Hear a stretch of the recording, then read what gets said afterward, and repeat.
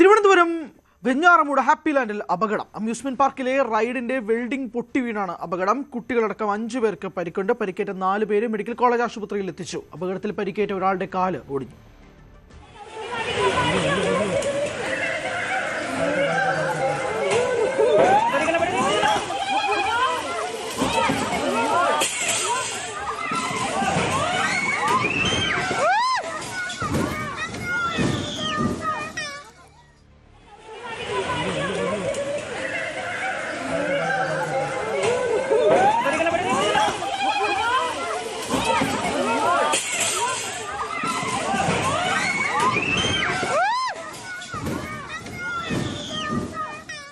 അവധിക്കാലം ആഘോഷമാക്കാനെത്തിയ സാധാരണക്കാർ അല്ലെങ്കിൽ ഇവിടേക്ക് എത്തിയ അന്യസംസ്ഥാനത്തു നിന്നുള്ള അടക്കം ആൾക്കാർ ആസ്വദിച്ചു കൊണ്ടിരിക്കുന്ന ഈ റൈഡായിരുന്നു വെമ്പായത്ത് ഹാപ്പി ലാൻഡിൽ തകർന്നു വീണത്. അതായത് ഈ ഒരു റൈഡ് അതിൻ്റെ വേഗതയുടെ പരമാവധിയിൽ എത്തുന്ന സമയത്താണ് ഇത് തകർന്ന് താഴേക്ക് വീഴുന്നത്. നമുക്ക് ഈ ദൃശ്യങ്ങൾ തന്നെ കാണാം. ഒട്ടും സുരക്ഷാ മാനദണ്ഡങ്ങൾ ഇല്ലാതെ പാലിക്കാതെ നടത്തിപ്പോകുന്ന ഒരു റൈഡ് അല്ലെങ്കിൽ ഒരു അമ്യൂസ്മെൻറ്റ് പാർക്ക് തന്നെ വേണമെങ്കിൽ പറയാം. കാരണം ഇതിൻ്റെ അടിഭാഗം ബേസ്മെൻ്റാണ് ഇളകി താഴേക്ക് വന്നിരിക്കുന്നത്. അത് കൃത്യമായി മനസ്സിലാക്കുന്ന മെയിൻ്റനൻസ് വർക്കുകൾ കൃത്യമായി ചെയ്യാത്തതിൻ്റെ പേരിൽ ആണ് ഈ ഒരു അപകടം നടന്നിരിക്കുന്നത്.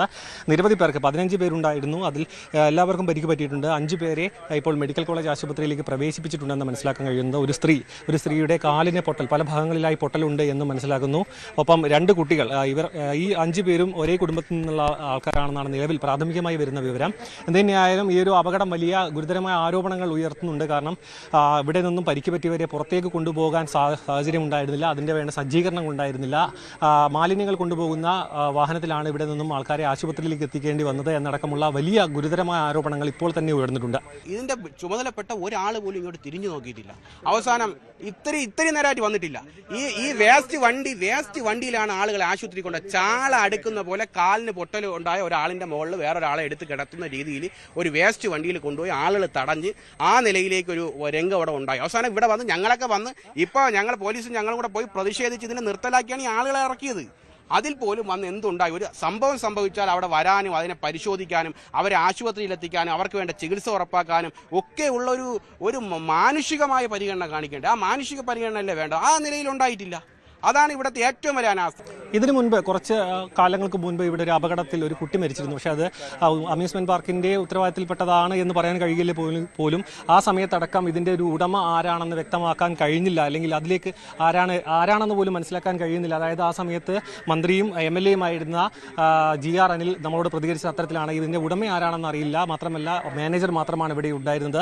ഈ ഒരു അപകടം നടന്ന കുറച്ച് സമയങ്ങൾക്ക് ശേഷം വരെ ഈ ഒരു പല റൈഡുകളും പ്രവർത്തിച്ചുകൊണ്ടിരിക്കുകയായിരുന്നു. താൽക്കാലികമായി പോലും ഈ റൈഡുകൾ അവസാനിപ്പിക്കാനോ ഇവിടെ നിന്ന് ആൾക്കാരെ മാറ്റുവാനോ ഉത്തരവാദിത്തപ്പെട്ട ആൾക്കാർ തുനിഞ്ഞില്ല എന്നും മുൻ മന്ത്രിയായിട്ടുള്ള GR അനിൽ പ്രതികരിക്കുകയും ചെയ്തിരുന്നു.